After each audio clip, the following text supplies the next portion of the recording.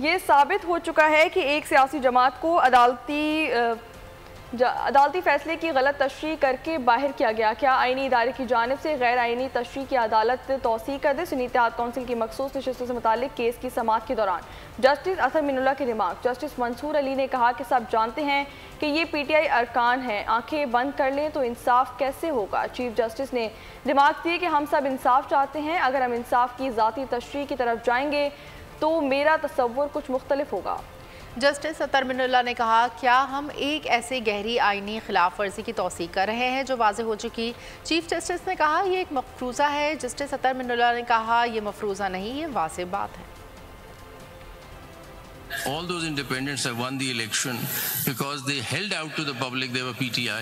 One thing has become absolutely obvious. There has been a grave constitutional violation by excluding a political party on the basis of misinterpretation of the provisions and a judgment of this court. Indirectly, this apex court would be validating a grave constitutional violation and thus invoking the doctrine of necessity again. Since a lot has been said from this side, we all want justice, but it's a very elusive concept. If you go on personal justice, my concept may be different from your concept. Someone may be in favor of capital punishment, someone may be against it.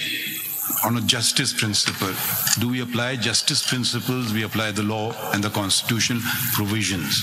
Read all the judgments which introduce the doctrine of necessity, and all of them rely upon the justice principle.